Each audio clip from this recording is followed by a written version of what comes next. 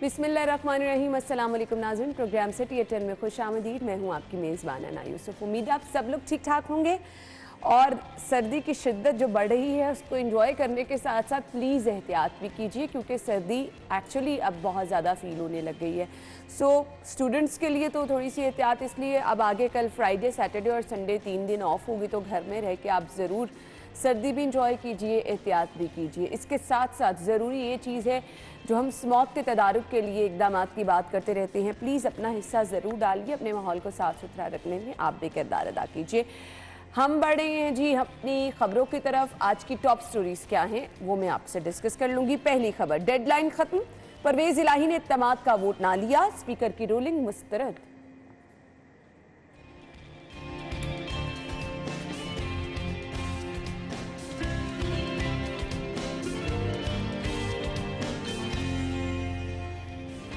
परवेज़ इलाही जाते जाते गुजरात पर मजीद नवाजिशात कर गए। गुजरात डिवीजन के लिए मजीद 9 अरब की सप्लीमेंट्री ग्रांट। विफाक का बड़ा फैसला, आमिर जुल्फिकार खान आईजी पंजाब मुकर्रर।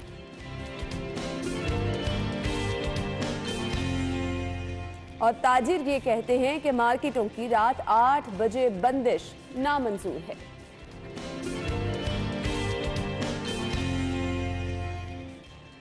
खबरों की डिटेल्स की तरफ बढ़ते हैं। हमारे साथ हमारे senior reporter, assignment editor Aamir Raza Khan साहब मौजूद हैं। अस्सलाम वालेकुम। वालेकुम अस्सलाम। क्या हाल चाल है? अल्लाह करम, शुक्र अल्हम्दुलिल्लाह। कल के दिन से बड़ी उम्मीदें वाबस्ता थी, कुछ हो जाएगा। कभी रात 12 बजे का इंतज़ार किया गया, कभी तलत हुसैन साहब के ट्वीट के बाद का एक वो बहुत चाल का इंतज़ार किया गया। कुछ बड़ा होने की उम्मीद लिए बैठे थे सब लोग ही, लेकिन उस तरह से कुछ हुआ नहीं। हाँ, हम सब उम्मीद से हैं कि कुछ पाकिस्तान के लिए, अवाम के लिए बेहतर हो, लेकिन लगता यह है कि जो ऐवान इक़्तिदार है या ऐवान इख्तलाफ है पंजाब के अंदर, उनमें दोनों में से किसी को भी अवाम का तो कोई ख्याल नहीं है। वो तो वाज़ेह है। इस वक्त जो जंग है वो ऐसे महाजों पे लड़ी जा रही है जिसमें अवाम के लिए कुछ नहीं निकल रहा। यानी अवाम के लिए मासवाए ये इंतज़ार और ये परेशानी, और जिस तरह से तलत हुसैन ने कल ऑडियो विजुअल्स का दे के एक छोटा सा जुमला, और उसके बाद उन्होंने लिखा कि आज भूचाल आने वाला है, तो वो उस भूचाल के इंतज़ार में बहुत सारे लोग आज रात को सोए नहीं। Exactly. और मैं रात प्रेस क्लब में था, अना तो वापस निकला हूँ तो गवर्नर, उसके बाद मेरा ख्याल है कोई एक ऐसा चैनल नहीं था जिसकी DSL और जिसके रिपोर्टर बाहर खड़े ना हों। इस वक्त मतलब रात था टाइम की, और बेचारे 12 बजे का इंतजार कर रहे थे कि शायद 12 बजे कुछ वो ऐसे ही है जैसे नया साल हर चैनल पे टिकर चल रहा था कि 12 बजे कुछ होगा, 12 बजे कुछ चांद रात समझी जा रही थी कि लेकिन चांद नजर नहीं आया। बिलीगुर रहमान, इंजीनियर बिलीगुर रहमान साहब का वो चांद जो नज़र आना चाहिए था वो नज़र नहीं आया। काफ़ी मायूसी हुई हमारी साफ़ी कम्युनिटी को तो हुई, साथ साथ अवाम को भी हुई। मैं तो इस तरह से हूँ कि सुबह जब मैंने फजर के वक्त अपनी मिसेस को उठाया, उसने उठते सवाल किया कि रात को क्या कुछ हुआ? तो मैंने उसको कहा कुछ नहीं हुआ, आराम से वज़ू करते हैं, नमाज़ पढ़ते हैं, और इस तरह की चीज़ें जो हैं नहीं होने जा रही, कुछ भी नहीं हुआ। लेकिन बहुत कुछ हो रहा है, और उन बहुत कुछ हो रहे होने पर आपने अपनी ख़बरों में ही बता दिया बहुत सारी चीज़ें कि जल्द से जल्द गुजरात का मामला जो है उस पर फंड्स जारी किए जा रहे हैं। कल LDA का एक ऐसा इजलास हुआ वज़ीर आला साहब की, जिसमें 2050 तक का प्लान दे दिया। मतलब इतनी जल्दी आपको क्या सामान 100 बरस का और पल की खबर नहीं। सही कहा आपने। वज़ीर आला पंजाब चौधरी परवेज़ इलाही को अपने आने वाले एक पल की खबर नहीं है कि उनके साथ क्या होने जा रहा है, और वो 50 साल प्लान जो कि आते ही गवर्नमेंट जिसको आने वाली गवर्नमेंट जो है, जो अगर इनके मुखालिफ गवर्नमेंट आई तो उसको 1 मिनट में रिजेक्ट कर देगी। बिल्कुल। उसमें आपने लाहौर के इर्द गिर्द 20,000 एकड़ ज़मीन जो है वो शामिल भी कर दी। समझ से बाहर है कि इतनी आपको इसकी जल्दी क्या पड़ी थी। बाकी कोई काम आपकी नज़र से नहीं गुजरा। अस्पतालों में हालात बुरे हैं, वहाँ अपने नजरे करम। भाई आपका रोड इंफ्रास्ट्रक्चर पिछले ये 1.5, 2 साल 3 साल में तबाह हो गया। लाहौर के अंदर कोई काम नहीं हुआ। जो आपने अंडरपास एक बनाया भी, उसकी जो हालत ज़ाहिर है वो देखने वाली है। तो आप किस मुँह से 2050 का प्लान दे रहे हैं? ये वो कौमें देती हैं जो अपना टारगेट्स पूरा कर चुकी होती हैं, तो उसके बाद वो प्लान देती है कि आने वाले 25 साल में हम ये काम करने जा रहे हैं। तो आने वाले 27 साल का आप एक प्रोजेक्ट देने जा रहे हैं आपने अभी जब तक जो टारगेट था, जो कि आपको आवाम को सहूलियात देनी थी, आपने अच्छी ट्रांसपोर्टेशन देनी थी, आपने लोगों को सस्ता खुराक देनी थी, आपके फूड इंस्पेक्टर्स काम नहीं कर रहे, आपकी ज़िले जो तंजीमें हैं वो काम नहीं कर रही, लोगों तक आपकी रसाई नहीं है, जो जितना महंगा होता है उसको आप वफाक के खाते में डालते चले जाते हैं, जो सहूलियात हैं वो आप देने को तैयार नहीं हैं। आपने वफाक के साथ एक टसल लगा रखी है, कभी IG की टसल, कभी चीफ सेक्रेटरी की टसल। और उसमें कौन पिस रहा है? इस टसल में अवाम पिस रही है का बुरा और हाल इतनी हो बुरी तरीके से पिस रही है कि ये आने वाले सालों में भी शायद ये कभी ना हो। तो आमिर इसमें भाई, अब ये बेहतर था जो कि आप कल सारी सूरत 2050 हाल हुई, मुझे इसमें बता दें, हमारा आइन कानून इसकी पासदारी की जा रही है? देखिए, आइन के मुताबिक तो गवर्नर ठीक है, ठीक है, अगर आइन को पढ़ा जाए रवायात के हवाले से ठीक है कि लेकिन जब आइन और रवायत आमने सामने आ जाए तो फिर आइन की फोकियत है, ये बात मानना पड़ेगी। हाँ वो तो है। सिर्फ एक बजट इजलास ऐसा इजलास होता है अना, जिसमें गवर्नर जो है वो किसी को इत्मीनान का वोट नहीं कह सकते, अदरवाइज़ वो साल के किसी हिस्से में भी इजलास जारी है नहीं जारी है वो कह सकते हैं कि वज़ीर आला इत्मीनान का वोट नहीं। और अगर वज़ीर आला को इतना इत्मीनान है कि उनके साथ 186 अरकान मौजूद हैं तो वो ले लें, उसमें क्या उनको मसला था? आज नहीं ले लें, कल ले लें। आप ये उसमें वो ये कह सकते थे कि जी आप मुझे 2 दिन का मौका दे दें, 3 दिन का मौका दे दें, लेकिन वज़ीर आला बोलते उससे पहले सुल्तान बोल पड़े। बिल्कुल ऐसे ही है। सुल्तान खान ने सदर पाकिस्तान को लिख दिया, जिनका कोई अख्तियार नहीं है गवर्नर की तैनाती में। 18वीं तरमीम के बाद तो सदर बिल्कुल ही एक रबर स्टैम्प बन चुके हैं, उनको लिख दिया क्योंकि उनकी पार्टी से हैं। और अब ये गेम जो है वो मेरा ख्याल है कि परवेज़ इलाही बाहर बैठ कर देख रहे हैं, ये उस गेम का हिस्सा ही नहीं रहे। अब गेम PTI और पाकिस्तान मुस्लिम लीग या PDM कह लें, उनके पास है। कह सकते हैं आप। और इस वक्त जरदारी साहब बैटिंग पे हैं और सामने जो है पे कह दें आप, बैटिंग पे हैं इस वक्त, वो बैटिंग पे हैं और फ्रंट फुट पर खेल रहे हैं और अच्छी बैटिंग का मुजाहरा कर रहे हैं। मैंने बहुत अरसा पहले आपके साथ ही इस प्रोग्राम में कहा था कि पंजाब हुकूमत उस वक्त जाएगी जब जरदारी साहब लाहौर आएंगे। तो जरदारी साहब लाहौर में हैं और पंजाब हुकूमत का कहीं नामो निशान नहीं है। ये मज़ीद आइनी बुहरान की तरफ जा रहे हैं और मेरा ख्याल ये है कि सारा का सारा मामला पहले हाई कोर्ट में जाएगा और फिर सुप्रीम कोर्ट में चला जाएगा। डेडलाइन तो ख़त्म हो गई है, अब क्या होगा?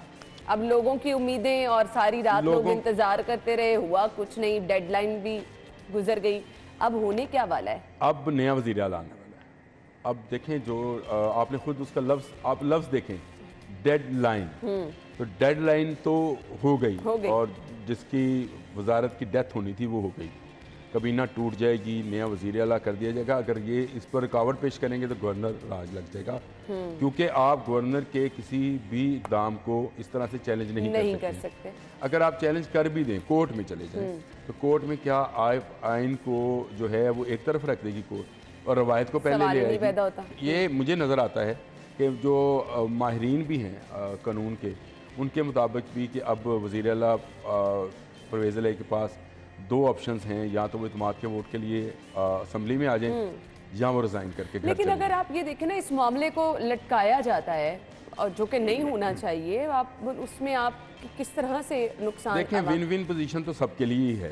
अगर आप सोचें कि इमरान खान साहब ये कहेंगे कि मैंने तो भी जुम्मे को असम्बली तोड़ देनी थी, बिल्कुल ठीक है, और 23 तारीख को जो असम्बली मैंने दे दिया था, लेकिन यह मामला कोर्ट में चला गया। और दूसरी तरफ से कहा जाएगा कि जी हमने तो पूरी कोशिश कर ली कि हटा दिया वज़ीर आला को, लेकिन मामला कोर्ट में चला गया। तो सारा का सारा बॉल जो है अब कोर्ट में है।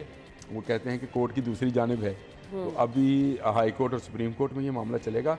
लेकिन आज अगर कोई फ्रीक गया तो वज़ीर आला पंजाब अब ख़त्म है, क्योंकि वो आपको किसी बयान में भी नज़र नहीं आ रहे। वो कल उनको इतनी जल्दी थी, वो मेरा ख्याल है जो हुकूमती तलाकनामा था उस पर दस्तखत करने की उनको बड़ी जल्दी थी कि मुझे फौरी तलाक दे दो, मैं जाना चाहती हूँ। तो वो जाना चाह रही थी परवेज़ इलाही साहब, तो वो उन्होंने जल्दी जल्दी तलाक पे कभी 50 साल प्रोग्राम दे दिया, कहीं गुजरात को इतने अरब रुपए भिजवा दिए।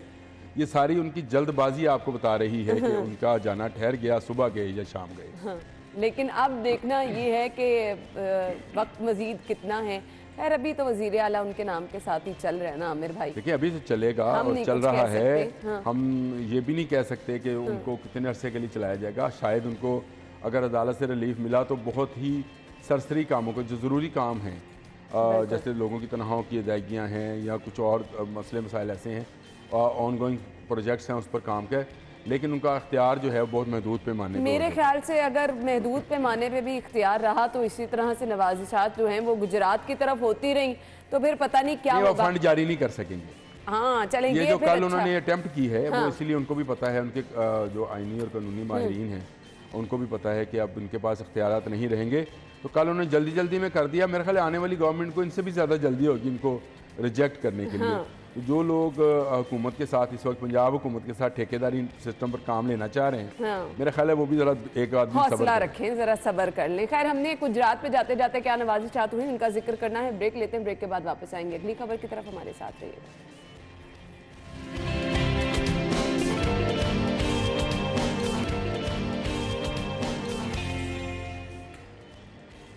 Welcome back. और अभी अपडेट मोटरवे से आप तक पहुंचा देते हैं। जी, हद्दे निगाह में बेहतरी के बाइस मोटरवे को ट्रैफिक के लिए खोल दिया गया है, क्योंकि सुबह सवेरे शहर में धुंध थी। एयरपोर्ट पे भी फ्लाइट ऑपरेशन मुतासर, ट्रेनों की आमदरफ्त भी मुतासर, और इसके साथ साथ मोटरवे को तो मुकम्मल तौर पर बंद कर दिया जाता है ताकि खुदा न खास्ता किसी भी किस्म का हादसा न हो। सो अब चूंकि हद्दे निगाह में बेहतरी आना शुरू हुई है तो M2 मोटरवे को ट्रैफिक के लिए खोल दिया गया है। अच्छा जी, 18 घंटे बाद मोटरवे को खोला गया है, क्योंकि 18 घंटे से धुंध की शिद्दत बहुत ज़्यादा थी तो मोटरवे को बंद रखा गया था। अब हम आगे बढ़ते हैं जी। गुजरात डिवीजन के लिए मजीद 9 अरब की सप्लीमेंट्री ग्रांट को मंजूर कर लिया गया है। सो आप कह रहे थे अब नहीं वो मंजूरी दे सकेंगे फंड्स की, ये थी मेरे ख्याल से लास्ट थी। मेरा ख्याल है ये लास्ट थी, इसके बाद शायद आज अगर वो कुछ जारी करना चाहें तो कर दें, लेकिन मेरी वो दुआ है कि या अल्लाह लाहौर को गुजरात बना दे, या कम से कम मंडी बहुद्दीन बना दे। आप गुजरात वाले ही जा रहे हैं। गुजरात वाले जाएं या ना जाएं, लेकिन मैंने ये देखा है कि ये अपने ज़िले के साथ अपने हलके के साथ लायल बहुत है। इससे ज़्यादा लायलिटी मैंने किसी सियासतदान में नहीं देखी है कि अपने शहर के मुतल्लिक या पूरी पंजाब असम्बली गुजरात और मंडी बहुद्दीन के मुलाजमीन से भरी हुई है। सही कहा आपने, बिल्कुल सही कहा। आपके प्रिंसिपल सेक्रेटरी मोहम्मद खान पट्टी से लेकर सारे नीचे तक चलते चले जाएं, आप वहाँ तैनात एक चौकीदार पे भी हाथ रखेंगे ना, वो गुजरात और मंडी बहुद्दीन का निकलेगा। और जब तक ये वहाँ पे रहेंगे तब तक वो ना शहबाज शरीफ साहब के लायल रहेंगे, ना किसी आने वाली गवर्नमेंट के लायल रहेंगे। वो एक ही बंदे के लायल हैं जिसको वो फोटो कॉपी करके पूरी की पूरी समरियाँ और पूरी की पूरी चीज़ें, जब वो वज़ीर आला हों या ना हो, वो अपने घर बैठे हों, उनके पास कोई इख्तियार ना हो, तब भी आराम से पहुँचाते हैं कि सर ये देखें। तो मैंने आपको पहले भी बताया था कि गुजरात में नवाज़शात कर ले जितनी करनी है, लेकिन अब जो नवाज़शात हैं जो कल अब 9 अरब की है, मेरा ख्याल है ये सप्लीमेंट्री ग्रांट रुक जाएगी, ये वजारत ख़जाना जारी नहीं करेगी। बहुत सारे मामलात हैं। अब्दुल्ला खान सुंबल जो हैं वो चीफ सेक्रेटरी आ चुके हैं और उनके नीचे साथ तमाम सेक्रेटरी हैं। ख़जाना का पूरा महकमा है और उनको नज़र आ रहा है कि गवर्नमेंट जो है स्टेबल नहीं है। अब आप ऐलान कर दें कि जी मैं लाहौर से कसूर मोटरवे कॉरिडोर बनाने ऐलान किया उन्होंने परसों कि मैं वो बनाने जा रहा हूँ, मैं तमाम उकारा से लाहौर तक बनाने जा रहा हूँ, पता नहीं कहाँ से वो उन्होंने कैसे बनेगा, कौन बनाएगा? उन्होंने यूनियन जैक सामने रखा और उस पर बनी जो लाइनें हैं 8, उसको उन्होंने मोटरवेज करार दिया और कहा ये जारी कर दो, मैं कर रहा हूँ। बाद में मैं कहूँगा देखो जी मैंने तो अब भाई फिरोजपुर रोड बना दो, छोड़ दो मोटरवे, सही कहा आपने, जेल रोड बना दो, मुल्तान रोड बना दो, ये सब्जाजार में जो रोड लियाकत चौक से आपने उखाड़ी हुई है उसको बना दो। छोटा सा टोटा है 2-2.5 किलोमीटर, बिल्कुल ऐसे ही 2 किलोमीटर और 2.5 किलोमीटर इतना ही है बिल्कुल, और 3 साल से उखड़ा हुआ है। कौन सा सेवरेज का पाइप था जो डल रहा है उसके अंदर? तो परवेज इलाही साहब ये यूनियन जैक वाली जो ड्रामा है, ये मेरा ख्याल है कि ड्रामा है, तो ये ना करें। और कल आपने वो जो बहुत सारे LDA में भी काम किया और 2050 तक के काम आपने निपटा दिए, 2050 तक के काम। मैं कहती हूँ आपने आने वाली गवर्नमेंट सोएगी क्योंकि 2050 तक का तो प्लान बन गया है। काम करके चलेगी, आने वाली गवर्नमेंट रेस्ट कर लेगी। खैर आगे बढ़ते हैं जी। वफाक का बड़ा फैसला, आमिर जुल्फिकार खान IG पंजाब मुकर्रर, कैसे देखते हैं इस तैनाती को?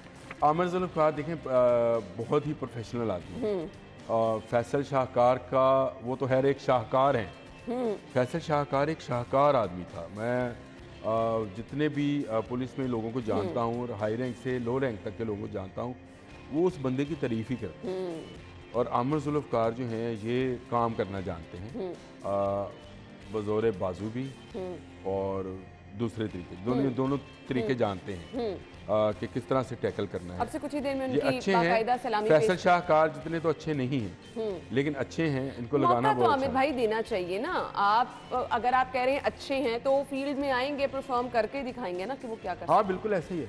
मैं तो अब्दुल्ला खान सुंबल जो चीफ सेक्रेटरी बनाए गए हैं, रोज़ इनका नाम पढ़ता हूँ रोज़ाना, मेरी रूटीन में शामिल है। छुट्टी ना हो उस दिन यूनिवर्सिटी में, लाहौर यूनिवर्सिटी में जो स्कूल और डे केयर सेंटर बना है, वो किसी ज़माने में इन्होंने इफ्तिताह किया था। तो मैं जहाँ से मिसिस को उतार के गाड़ी टर्न करता हूँ हिस्ट्री डिपार्टमेंट के सामने से, तो सामने इनका लिखा हुआ है इफ्तिताह बराए स्कूल और ये, और वो नीचे लिखा होता है अब्दुल्ला खान सुंबल।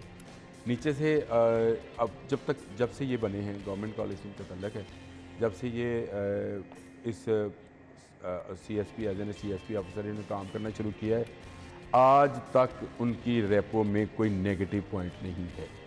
ये बहुत बड़ी बात है। बिलाशुबा। ये ऐसे अफसर हैं जो किसी ज़माने में इतलात तो नशरियात के भी रहे, फिर वो सेक्रेटरी रहे, फिर ये ख़जाना पे भी रहे, मुख्तलिफ पोस्टिंग, अच्छी पोस्टिंग पे रहे, अच्छे तरीके से काम और करना हर जानते जगह हैं। हमने देखा इंतहाई और जिम्मेदारी मेरा से और ख्याल है बहुत कि ये ज़बरदस्त। बहुत अरसे से, अब जब से ये वज़ीर आला आए थे अपना परवेज़ अलई साहब, तब से ये as an acting chief secretary का काम भी कर रहे इजाफी चार्ज दिया थे। तो गया। मेरा ख्याल है बड़ा अच्छा फैसला है। अब्दुल्ला खान सुंबल का आना जो है वो बहुत बेहतरी है। जब ये जिस ओहदे पे रहे, इन्होंने काम करके दिखाया, तो एज एन चीफ सेक्रेटरी इनकी बहुत सारी और बहुत बड़ी जिम्मेदारियाँ हैं बिल्कुल। जो इनको निभानी है, ना सिर्फ इस गवर्नमेंट की बल्कि एक आध रोज़ में जो नई गवर्नमेंट आएगी उसके साथ भी इन्होंने ये पुलिस, जिम्मेदारी हमने IG साहब को तो वेलकम कह दिया, आपसे कुछ ही देर में बाकायदा तौर पर उन्हें सलामी भी दी जाएगी, तमाम तर उसकी तैयारियां की जा रही हैं। डू यू थिंक कि हम जो पुलिस को कहते हैं जी सियासत के साथ मर्ज हो चुकी है, पुलिस अपना किरदार वैसे अदा नहीं कर रही है, अवाम के जानो माल का तहफ़्फ़ुज़ यकीनी नहीं बनाया जा रहा, शहर में हर जगह चोरियाँ डकैतियाँ, कोई पूछने वाला नहीं, कमांड अगर इनके हाथ में आ गई तो क्या समझते हैं हालात कुछ बेहतरी की तरफ जाएंगे?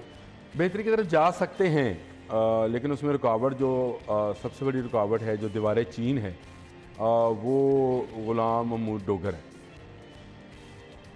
अब ये इस सारे मामले में अब डोगर साहब नाराज़ हों या ना हों, वो बुरी तरह एक सियासी जमात के आलाकार बने होंगे। ऐसे ही उनकी 2-3 माह की जो रह गई है नौकरी, उसमें भी वो इस बुरे तरीके से देखें। आप लाहौर के अंदर एक पार्टी का सरबराह साबिक़ वज़ीर आज़म ठहरता है, वहाँ पर आपको क्या तुक बनता है 2000 पुलिस एहलकार और इतने SP और DSP लगाने का?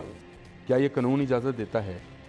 क्या पंजाब पुलिस का पैसा खैबर पख्तूनख्वा से आए हुए उसी शाहकार, मैं फैसल शाहकार की नहीं बात कर रहा, उस सियासी शाहकार की जिसको तराशा गया, बुत जिसका बनाया गया, उसकी हिफाजत के लिए ममूर किया जाए और उसकी पंजाब गवर्नमेंट उसकी पेमेंट करे? क्या यह को तुक बनता है? गुलाम महमूद डोगर हर एक गलत इकदाम, गैर आईनी इकदाम करने के बाद शाबाश लेने पहुँचे, सही कह कभी परवेज़ अलई के पास और कभी इमरान खान साहब के पास। लेकिन खैर इमरान खान साहब के जब पहुँचे थे तो रावी ये कहता है कि इनको अंदर नहीं जाने दिया गया, बाहर में काफ़ी देर लाइन में इंतज़ार कराया गया और उसके बाद इनको वापस क्या इज्जत रही? क्या इज्जत रही? अभी कोई भी मेरे जैसा बदजुबान आदमी जो है, वो अगर ये कह दे ये धोबी के बन गए तो फिर क्या होगा? देखो, मैं बहुत इज्जत करता हूँ अपने अफसरान की, लेकिन नहीं करना चाहिए इनको, इस तरह की हरकत नहीं करनी चाहिए। आपको सियासत से अलग रहना चाहिए। और ये इमरान खान का नारा था कि पुलिस को सियासत से अलग किया जाए। उनके तो नारे सारे ही आप छोड़ दें, हमने देखा कि जो कुछ नारे लगाए गए थे उनसे उल्टी सब कुछ हुआ। ब्रेक का कहा जा रहा है, ब्रेक के बाद वापस आते हैं अगली खबर की तरफ। Stay with us.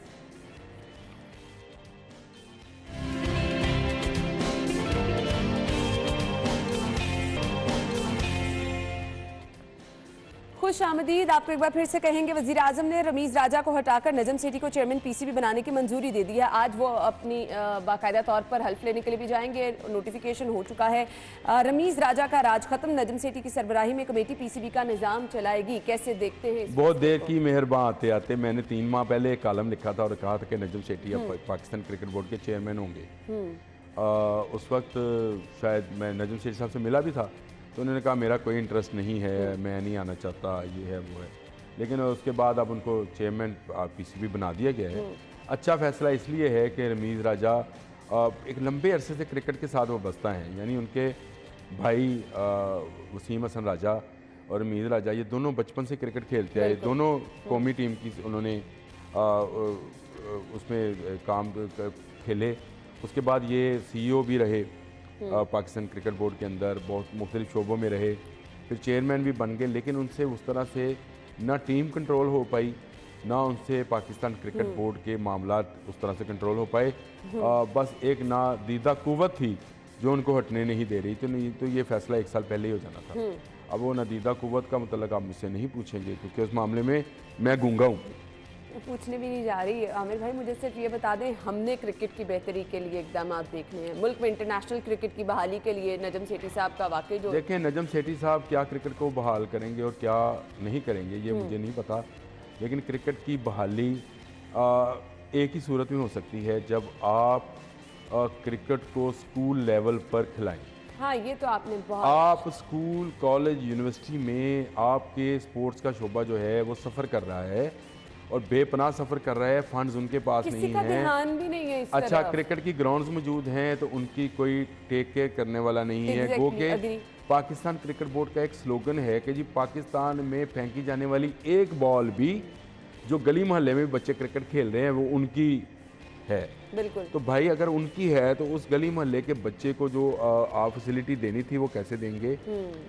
नीचे एसोसिएशंस तक आप उसको कैसे लेके आएंगे? आपने एक मरकज़ बना लिया है पाकिस्तान क्रिकेट बोर्ड को कुव्वत का, और ये इस मरकज़ में से जो नहरें निकलना चाहिए थी वो नहीं निकली हैं, और ये तमाम शोबों में हैं। आप अच्छे क्रिकेटर्स नहीं बना पा रहे हैं। आप ज़रा प्रेशर गेम आती है तो आपके बाबर आजम के हाथ पैर फूट जाते हैं। ऐसे ही है। आपका कोई भी प्लेयर आप देख लो और यहाँ इंजर्ड है। ये हालिया टेस्ट सीरीज हमारे सामने हमने भी इस एकेडमी को बना के फिर क्या लिया?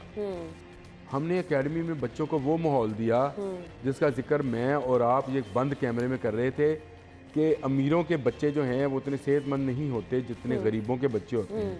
मैंने कहा था वो मिट्टी से व्यवस्था होते हैं और मिट्टी के क्या क्या एलिमेंट्स हैं, इस पर बात हो रही थी ना। बिल्कुल इसी बात हो रही। तो जो बच्चे ये आपके गली मोहल्लों में क्लब में क्रिकेट खेलते हैं, ये असल में आपका टैलेंट था, इसको पॉलिश किया जाना था। लेकिन आपने क्या किया? आपने नेशनल क्रिकेट एकेडमी बनाई और पाकिस्तान के कोई 120, 25, 30 लोगों को लाकर उसमें बंद कर दिया। उनको हाइजीन खाना, उनको चीज़ें, उनकी रहाइश अच्छी, उनका सब कुछ उनको प्रोवाइड किया। पीछे वालों को भूल गए सबको, जहाँ से ये नर्सरी आती थी। बिल्कुल। तो आपने नर्सरी का ख्याल नहीं किया तो जंगल कैसे उगा दें? सही छोटी सी बात है, इस बात को समझना चाहिए नजम सेठी साहब को, और निचली सतह पर जाकर काम को उसमें तेज़ी लानी चाहिए। कोई टूर्नामेंट्स जो हैं वो नहीं हो पा रहे हैं, नीचे सियासत बहुत है, उसको ख़त्म करना है। तो ये चीज़ें जब तक ख़त्म नहीं होंगी, नजम सेठी भी रमीज़ राजा की तरह जो है नाकाम होंगे, कामयाब नहीं होंगे। हाँ, PSL का एक वो जगमगाता बल्ब जल जाएगा, न्यूजीलैंड की सीरीज़ आ जाएगी, T20 एशिया कप आ जाएगा, लेकिन इसके बावजूद जो आपका असल पावर पॉइंट, जो आपकी असल स्ट्रेंथ है, वहाँ तक अगर आप अपने दूध और शहद की नहरें जो बह रही हैं आपके कज़ाफ़ी स्टेडियम के अंदर, उसका रुख उनकी तरफ नहीं मोड़ेंगे और एक एक गिलास उनको नहीं पिलाएंगे, ये लोग मर जाएंगे, ख़त्म हो जाएंगे और क्रिकेट का टैलेंट उस तरह से नहीं आएगा। याद रखें, इस मुल्क में आप शुरू से हो जाएं, फजल महमूद से शुरू हो जाएं, इमरान खान साहब का नाम ले लें, अपना किसी वकार यूनुस का ले लें, वसीम अकरम का ले लें, ये सारे लोग इस नेशनल क्रिकेट एकेडमी से नहीं आए हैं। बिल्कुल आपने ठीक है, बिल्कुल। ये आपको एसोसिएशंस ने और क्लब्स ने प्रोड्यूस करके दिए थे। ऐसे ही। अब क्लब्स को आपने बेजारो मददगार छोड़ दिया, यतीम कर दिया। तो आप चाह रहे हैं कि आपके पास टैलेंट आ जाए, तो टैलेंट तो नहीं आएगा। हाँ, जो आपको एक आध बच्चा नजर आता है उसको आप नेशनल क्रिकेट एकेडमी में जाकर खतून न्यूट्रिशनिस्ट से बताती है कि उसने क्या खाना है। हाँ। अच्छा मेकअप किया होता है उसको, मुझे उस पर कोई इतराज भी नहीं है। और ब्रेक ले लें आमिर भाई, ऐसे ही खवातीन के पीछे पड़ गए। नहीं, अच्छी खतून का जिक्र भी ना करूं, नहीं करता भी। आप ब्रेक लेते हैं, ब्रेक के बाद वापस आते हैं।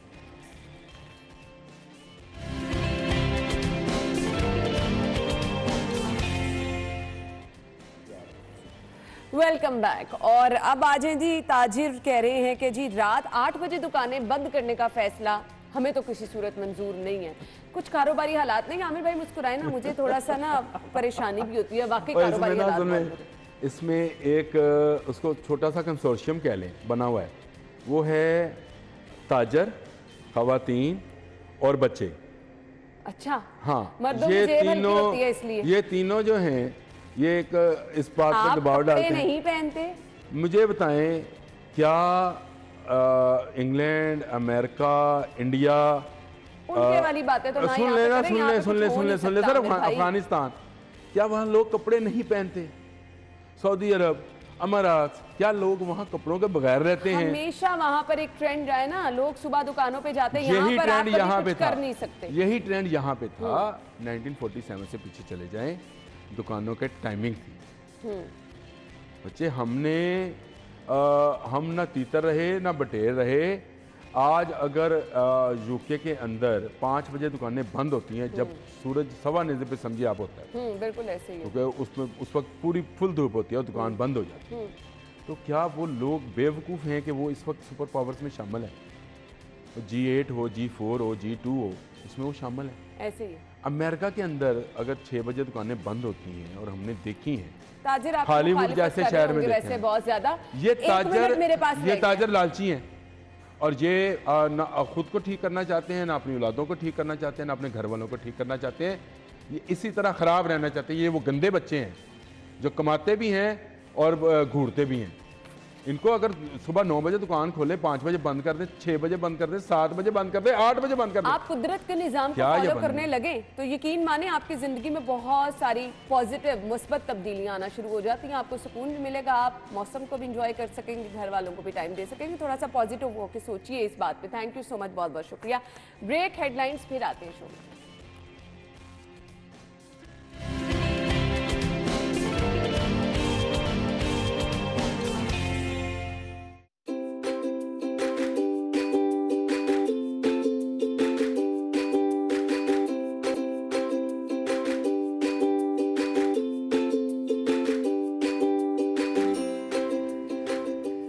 ये वो चीज़ें हैं जिनको हम सर्दियों की सौगात कहते हैं। घरों में एहतमाम करके, ख़ास तौर पर अगर हम लाहौरी घरों की बात करें तो वहाँ पे तो एहतमाम करके जो सर्दियों के कुश्ता जात जिन्हें कहा जाता है। अच्छा जी, अब हमने बड़ों से ये सुना है कि अगर आप इन चीज़ों का इस्तेमाल सर्दियों में करें तो आपको सर्दी भी कम लगती है, चेस्ट इन्फेक्शन भी नहीं होता, ताकत भी रहती है, क़ुव्वत मुदाफ़त भी बेहतर होती है।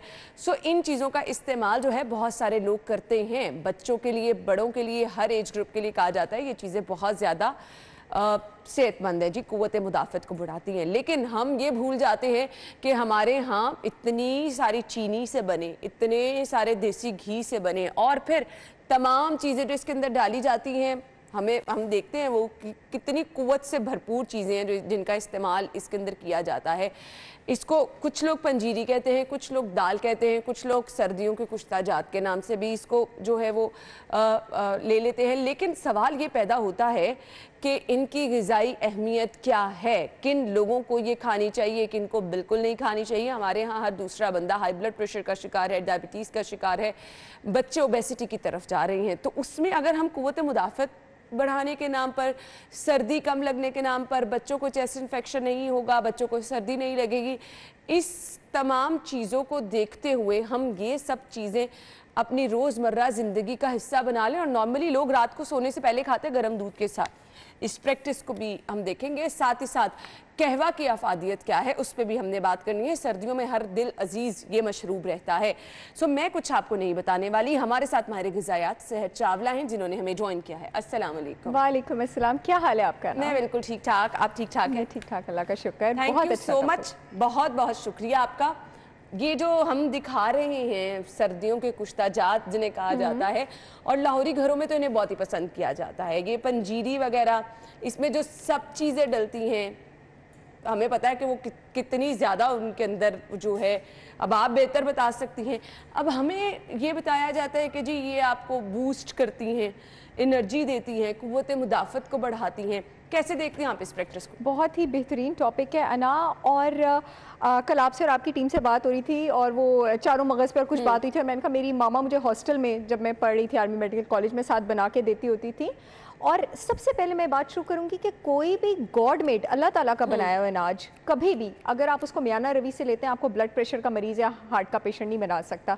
नट्स आपको ब्लड प्रेशर का मरीज नहीं बनाते हैं। ब्लड प्रेशर में अगर आप नट्स का गलत तला हुआ और जरूरत से ज्यादा इस्तेमाल करते हैं तो फिर तो प्रॉब्लम होगी। हाँ, अब हमारे पास नट्स में सॉल्टेड भी हैं, फ्राइड भी हैं, आप प्लेन और रोस्टेड लें तो आपको फायदा ही होगा। इसी तरह पंजीरी को आप किस तरह तैयार कर रहे हैं, क्योंकि कुछ लोग पंजीरी में मिलावट से मुराद उसमें चीनी ऐड करते हैं गुड़ की जगह, आप पंजीरी में गुड़ ऐड करें। अगर आप पंजीरी को फ्राइड नट से तैयार कर रहे हैं, आप उसको चीनी से तैयार करें और आप उसका आधा जार एक दिन में ले रहे हैं तो वो तो आपको प्रॉब्लम करेगी।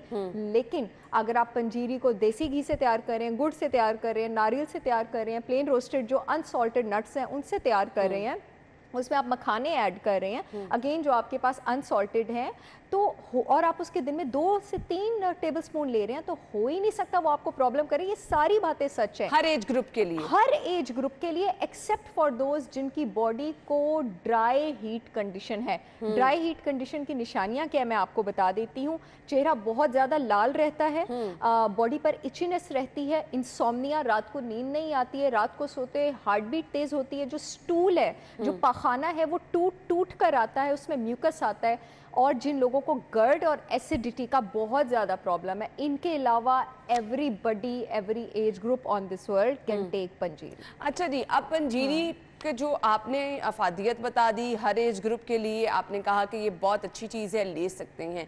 सो बनाने का तरीका फिर आपने कहा मैटर करता है। हमारे यहाँ तो हमने देखा है कि चीनी का इस्तेमाल ही लोग ज़्यादा करते हैं, चीनी के बगैर वो जी टेस्ट नहीं डेवलप होता।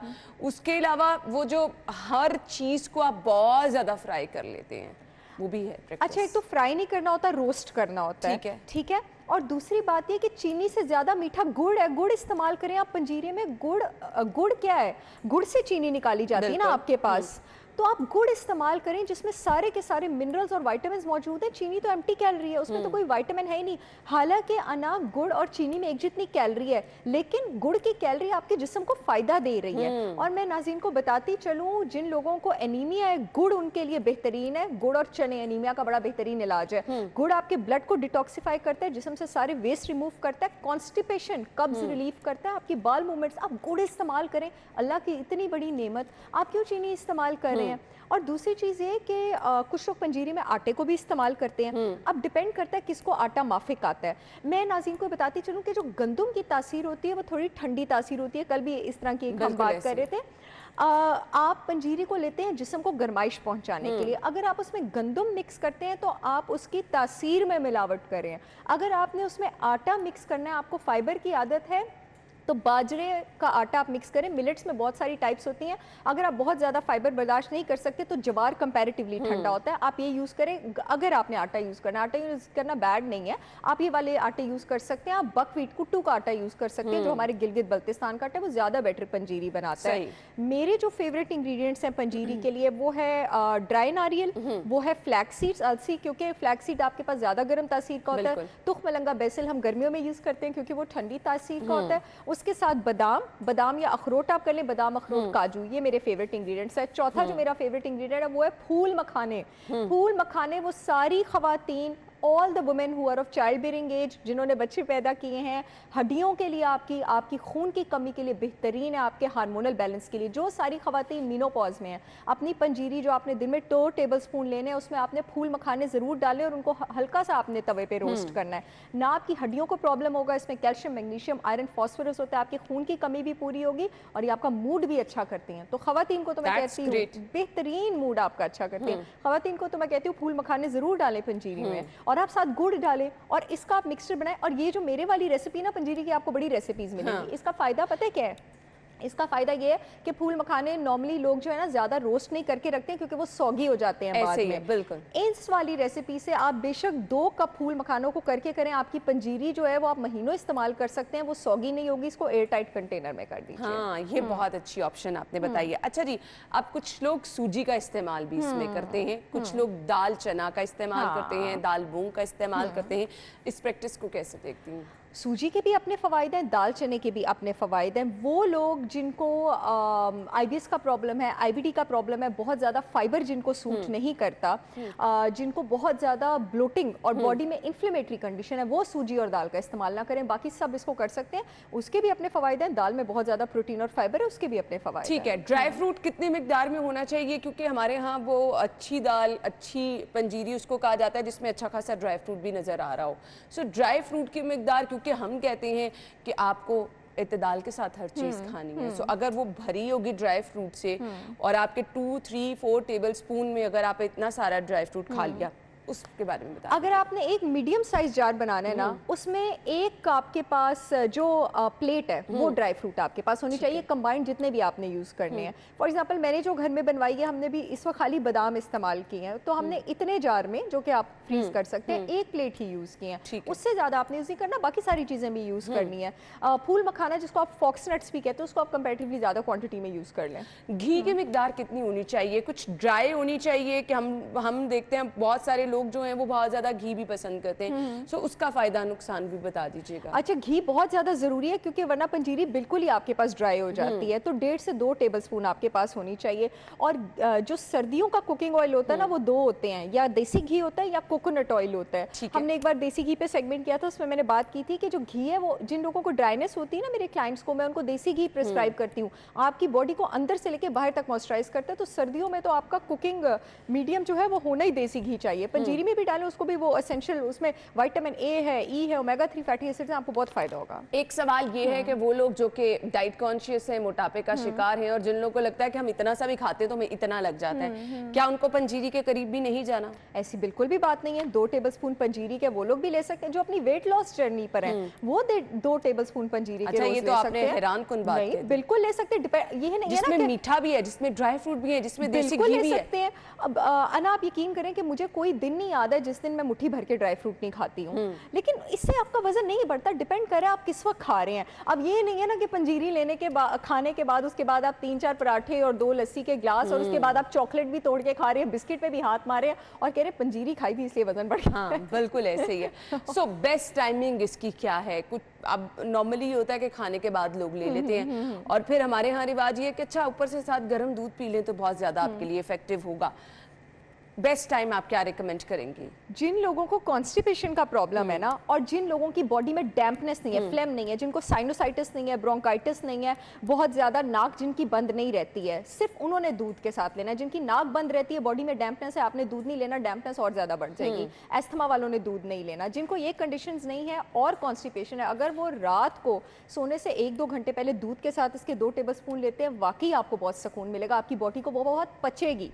उसके अलावा बाकी सारे लोग जो हैं इसको दूध के अलावा नाश्ते के बाद या मील के बाद लें, वो इससे, क्योंकि इसमें गुड़ मौजूद होता है ना, और इसमें नट्स मौजूद होते हैं। मैं इसका लॉजिक बताती हूँ। मील के बाद मैं अक्सर गुड़ लेने का कहती हूँ, आपकी बाल मूवमेंट्स को रेगुलेट करता है, अच्छा। आपके हाजमे के सिस्टम को हेल्प करता है, तो गुड़ इसमें मौजूद होता है। दूसरा, मैं हमेशा क्लाइंट्स को कहती हूँ, मेरी अपनी भी प्रैक्टिस है, मैं खुद भी अपनी लाइफ में ये करती हूँ कि मैं खाने के बाद ना थोड़े से नट्स ज़रूर ले लेती हूँ, क्योंकि नट्स में आपके पास फैट मौजूद होता है, आपका पेट ज़्यादा देर तक भरा रहता है, आपकी मील लंबी चलती है खाने के बाद में। बहुत ज़बरदस्त आपने टिप बता दी। अच्छा जी, अब आ जाते हैं हमारा सेकंड टॉपिक है आज का, कहवा। सर्दियों में लोग इसका इस्तेमाल भी बहुत करते हैं। हम देखते हैं कि जी कहवे को लोग अक्सर जो है खाने के बाद इस्तेमाल कर लेते हैं, अक्सर लोग सर्दी बहुत लग रही हो तब इस्तेमाल कर लेते हैं। कब कब कहवे का इस्तेमाल करना है और बेस्ट तरीका बनाने का वो भी हमें बता दें, जो आपको तंग भी नहीं करता कहवा। एब्सोल्युटली। अच्छा, हर एक को कहवा सूट नहीं कर सकता, कोई तो कोई होगा जिसको तंग करेगा। वो सारे लोग, पहले बात कर लूँ, जिनको गट का प्रॉब्लम है, एसिडिटी का प्रॉब्लम है, अगेन वो हीट वाली कंडीशन जो मैंने पंजीरी में बताई है वो कहवे पे भी लागू होती है। उन सारे लोगों ने कहवा इस्तेमाल नहीं करना, लेकिन जिनको अस्थमा है वो ये वाला कहवा इस्तेमाल करेंगे, क्योंकि उसमें मैंने उनको भी मना किया ना दूध के साथ। जिन लोगों को साइनोसाइटिस का प्रॉब्लम है, नाक बंद रहती है, कहवा इस्तेमाल करें, जिंदगी सुकून में आ जाएगी। जिनको बार बार फ्लू रहता है, कहवा जो कि आपके पास ट्रेडिशनली जिसको काढ़ा भी कहा जाता है, कहवा भी कहा जाता है, जाता है, ये आपके पास जिन इंग्रेडिएंट से बनता है, जिनका मैं नाम लेने लगी हूँ, सारे के सारे एक्सपेक्टोरेंट्स हैं। एक्सपेक्टोरेंट्स से ना मुराद ये है कि आपके जिस्म से बलगम साफ करते हैं। आपको किसी मेडिसिन की ज़रूरत ही नहीं है अगर आप ये सारे यूज़ कर रहे हैं। इंग्रेडिएंट्स इसके आपके पास क्या है, लौंग है, इसके इंग्रेडिएंट में आपके पास दालचीनी है, इसके इंग्रेडिएंट में आपके पास मलट्ठी है, लिकोराइस जिसको आप कहते हैं। मलट्ठी इतना सुपर फूड है, उसमें इंशाल्लाह कभी डिटेल में बात करेंगे। इसके इंग्रेडिएंट्स में आपके पास अदरक है, इसके इंग्रेडिएंट्स में आपके पास बेजल लीव्स, वाकई होली बेजल लीव्स हैं, ये आपके तुलसी के पत्ते हैं, और काली मिर्च है। ये जो 6 के 6 इंग्रेडिएंट्स है ना, इनमें से एक भी ऐसा नहीं है जिसकी तासीर गर्म ना हो। सब गर्म है, सब आपके जिस्म से बलगम और डैम्पनेस को साफ करते हैं। कोई भी ऐसा नहीं है जो कि आर्थराइटिस के पेशेंट के लिए अच्छा ना हो, डायबिटीज के पेशेंट के लिए अच्छा ना हो, बल्कि दालचीनी को तो queen of anti diabetic herbs कहा जाता है, ब्लैक पेपर को किंग ऑफ हर्ब्स कहा जाता है आपके पास। ब्लैक पेपर तो इनफैक्ट जो काली मिर्च है आपके जिस्म से सारे टॉक्सिन्स को साफ करती है, आपकी इम्यूनिटी बूस्ट करती है। लौंग जो है आपके पास, जितने भी अल्सर के पेशेंट्स हैं, लौंग उनके लिए बहुत ज़्यादा अलग से अच्छा है। बाकी कहवा के बाकी वो लौंग का इस्तेमाल वैसे भी किया करें, क्लोव ऑयल का इस्तेमाल किया करें, तुलसी के पत्ते और मिलट्ठी। जितनी भी ख़वातीन हैं जो पेरी मीनोपॉज से और मीनोपॉज से गुजर रही हैं, वो इस कहवे का इस्तेमाल ज़रूर करें।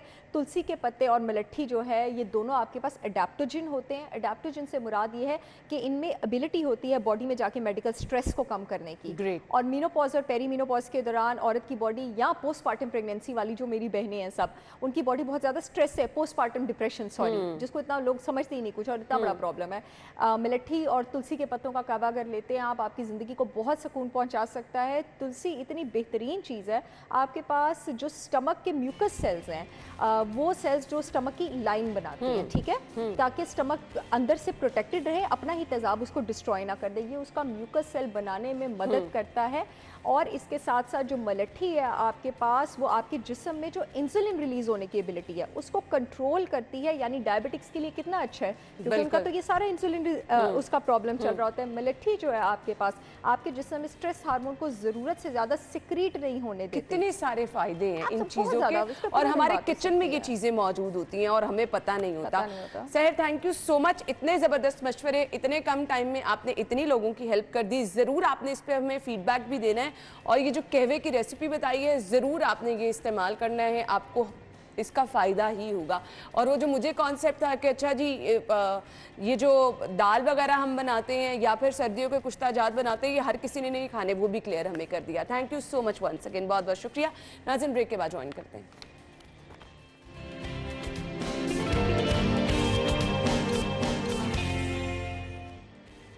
Welcome back. और आज की रेट लिस्ट आपको बतानी है, सेगमेंट हम शामिल कर रहे हैं, हमारा सेगमेंट है आज के भाव।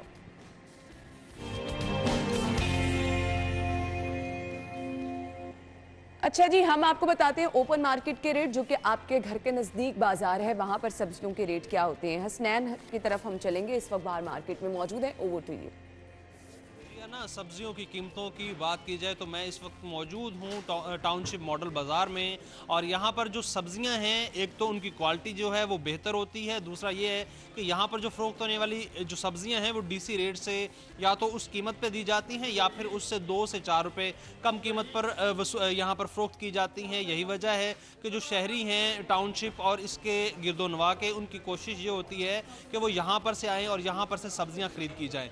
यहाँ पर एक नज़र डालते हैं सब्जियों की कीमतों से। सबसे पहले बात करेंगे जो आलू कच्चा नया है जी, डीसी रेट है 36 रुपये, और यहाँ पर वो 35 और 34 रुपये फ़ी किलो में फ़रोख्त किया जा रहा है। इसी तरह जो प्याज है डीसी रेट के मुताबिक 205 रुपये है, 205 रुपये यहाँ पर टाउनशिप मॉडल बाज़ार में वो फ़रोख्त किया जा रहा है। इसी तरह जो टमाटर है जी, डीसी रेट के मुताबिक 70 रुपये है, यहाँ पर 68 रुपये फ़ी किलो में वो फ़रोख्त किया जा रहा है।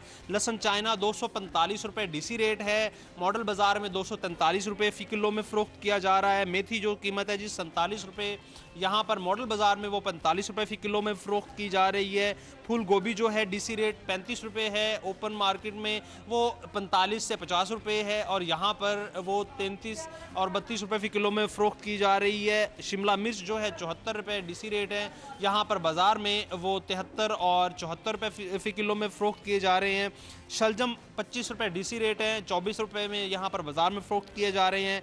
मटर जो है 68 रुपये सरकारी कीमत है, डीसी रेट जो है, और यहाँ पर मॉडल बाज़ार में वो 74, 72 और 73 रुपये फ़ी किलो में वो फ़रोख्त किए जा रहे हैं। इसी तरह जो पालक है सरकारी कीमत 25 रुपये है, यहाँ पर वो 23 रुपये फ़ी किलो में फ़रोख्त की जा रही है। सब्ज़ मिर्च जो है 100 रुपये सरकारी रेट है और यहाँ पर भी 100 रुपये फ़ी किलो के हिसाब से फ़रोख्त की जा रही है। करेला सरकारी कीमत 115 रुपये है और यहाँ पर टाउनशिप मॉडल बाज़ार में वो 113 रुपये है। यहाँ पर जो फ़रोख्त होने वाली सब्ज़ियाँ हैं उनकी जो क्वालिटी है वो भी बेहतरीन है, जो दाम है वो भी मुनासिब लिए जाते हैं और शहरियों की कोशिश होती है कि जितने भी मॉडल बाज़ार हैं उनका रुख किया जाए और वहाँ पर से सब्ज़ियाँ खरीद की जाएँ। और जो यहाँ पर मैनेजमेंट है उनको भी क्रेडिट देना होगा कि वो चीज़ों को चेक एंड बैलेंस के हिसाब से मैनेज करते हैं और जो आने वाले। ठीक है Hasnain, thank you so much, आपने लिस्ट हमारे साथ शेयर कर दी।